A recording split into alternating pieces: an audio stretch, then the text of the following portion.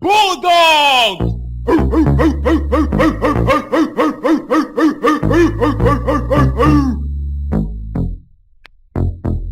I'm a collard green cornbread, deaf to brother. Free on black wine, just like my mother. A rock hard man with a hard rock jam. Getting better every breath, every second, every groove. You making you move, feeling you, drilling you, feeling you, hitting you up. Hello and welcome to the Big Variety Hour. Today we have a very special guest for you. The late, great, and he's not late because he's still alive, Chilly Uptown, currently known as the Pimpsta. 3 great albums out in the late 80s and very early 90s. I brought a special guest to today, my good friend Novocaine, the financier behind the repressings, and a Northwest, particularly Washington State, rap historian. He's going to join our conversation. Chilly Uptown should be here any minute, and I think that might be him. I will go answer the door. Oh, and this is COVID-19, so we have guests, so we wear our faithful Seahawk mask.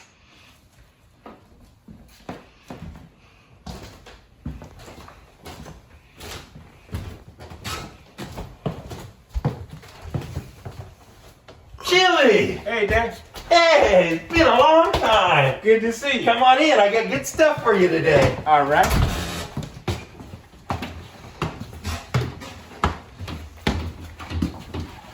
Have a seat, Chilly. Can I offer you a soda, water, anything? Oh, no, I'm good. I'm good. Chilly, you know Novocaine, Hey, what's going on, man? How you doing, our man? Seattle rap enthusiast and historian. I brought him for the conversation today. And, let's get started. You got a beer? You don't want anything? Okay. I'm going to grab myself a water. Gentlemen, welcome to the Pig Variety Hour.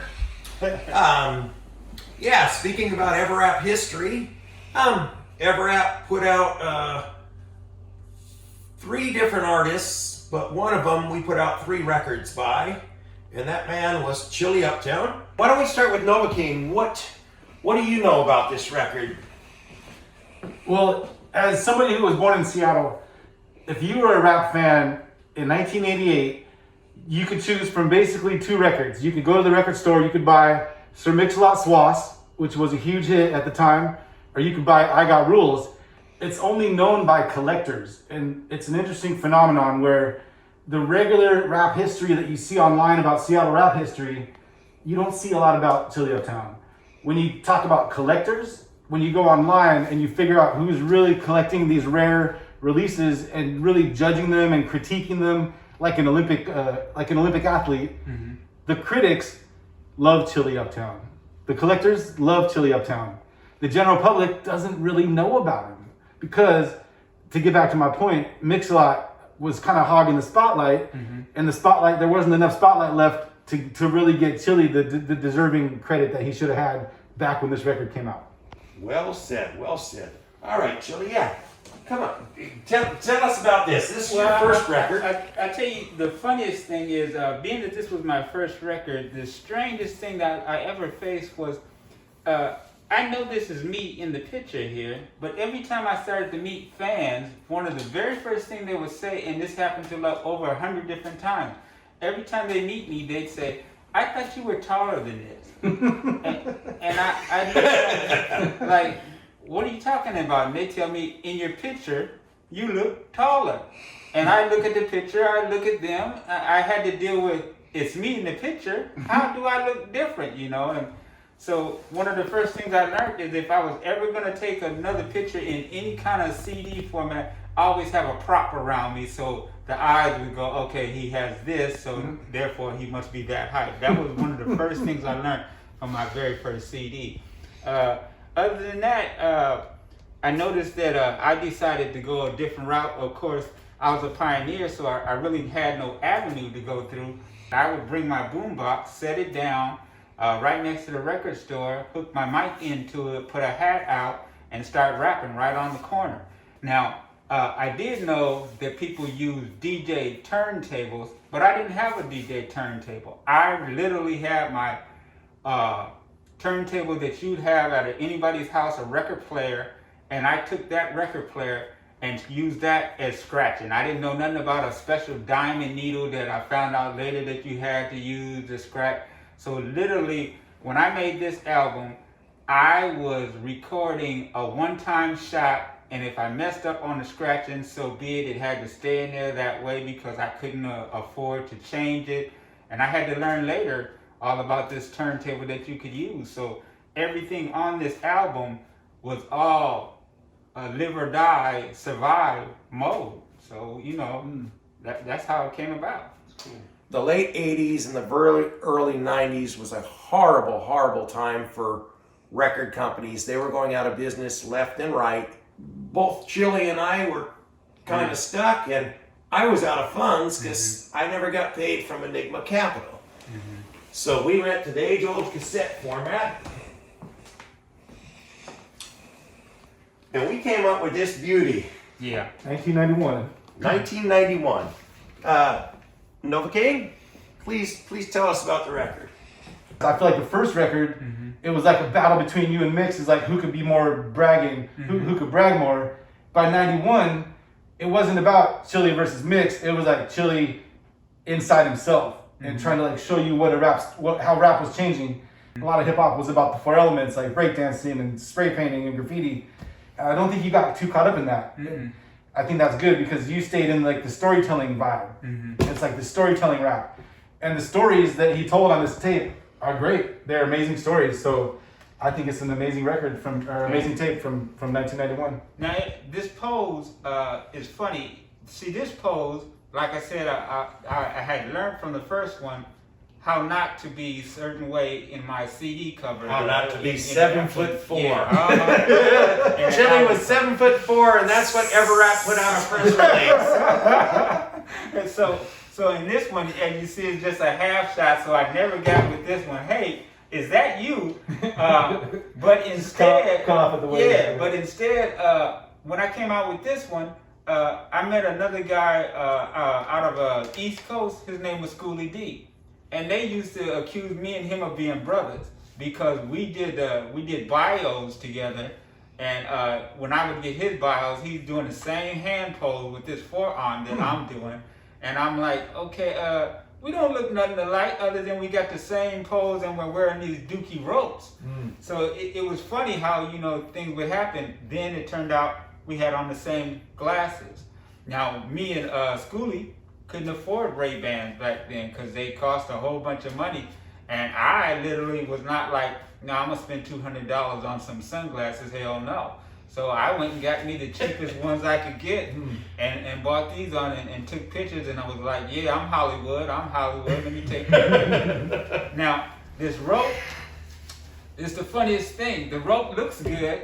And if you ever took a picture of this rope, it would shine like it gave an afterglow effect. If I moved to the left or right, it was just too much of a bright.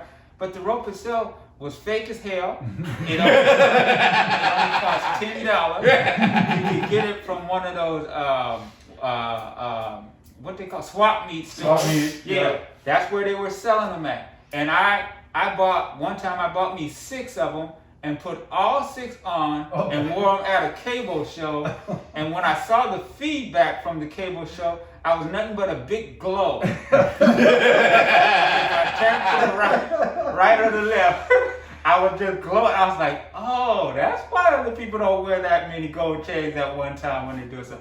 So it was all a learning aspect. But like he said, in this CD right here, this album, or cassette, should I say, I was on different topics in this one.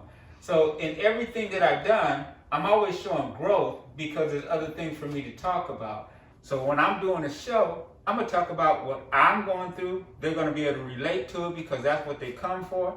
And so be it. And, you know, if I do a good enough show, they actually start mimicking the words of the song. And that's when I knew I did a great job. So that's what this CD, this cassette represents.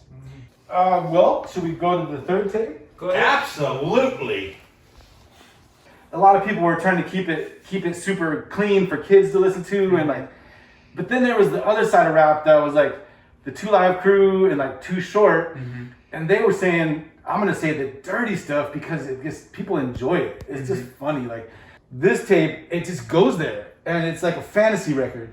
And so by taking it out of the b-boy world and the hip-hop world and taking it to that Too Short and Two Live Crew world, I think this tape achieves genius because it just creates this fantasy world where you're just in this fantasy and anything can happen. I feel like for the 1992 project, it just captures a gangster quality and an invincibility. Like nothing can touch you on this record, on this tape right here, man. Nothing can touch you. Like you're untouchable. Thanks. And I like that spirit that comes through on that tape. It's just this untouchable feeling. Like, yeah, just try to mess with me. You can't. Mm-hmm. now, see, the thing that you mentioned about untouchable is kind of ironic because on this one, I came up with a song called Cop Killer. Mm-hmm. And I gotta say, my buddy Ice T came out with a rock record called Cop Killer, and everybody all over the place, because Ice-T was way more famous than I was, got promoted as the record that came out with Cop Killer. But correction, it's Seattle. I'm the guy. Yep. The only person that came out with a rap song called Cop Killer, and the very first person that come out with a song called Cop Killer. The evidence is right there.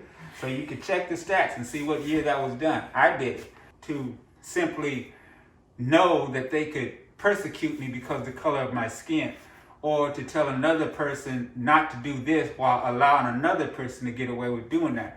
So I came up with the song Cop Killer because I was expressing how I was feeling about it. When it came to music, Vic took it to another level.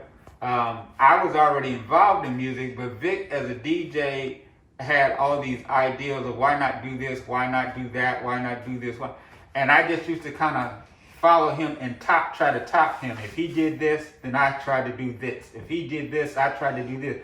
In the sense of, if he can make this beat, let me try to come up with the words to make something over the beat work. And so together, we worked real good. We became like a family because he's always had my back. And as a DJ, he was above and beyond. Changed my name from Chilly Uptown to the Pimpster because basically the Pimpster is an acronym for people intelligently making paper standing tall always. And the problem was... Repeat that one more time slowly. People intelligently making paper standing tall always. Mm-hmm. That's what Pimpster stands for. Thank you very much for tuning in to the P.I.G Variety Hour. Our guest, Novocaine. Thank you. Chilly Uptown.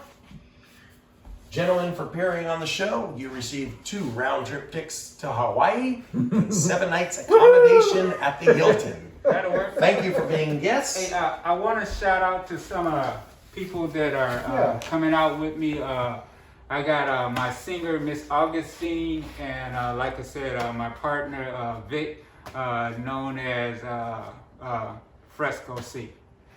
So those people. Oh, also another guy I want to thank that's coming out is Kid Flow. So yeah, what's up, guys? All right. Well, thank you very much, Chilly. Thank you. It is so wonderful to have you back on the label. Yep. If I'm correct, you have a 3 p.m. Studio appointment. Yeah. So we better get you out the door.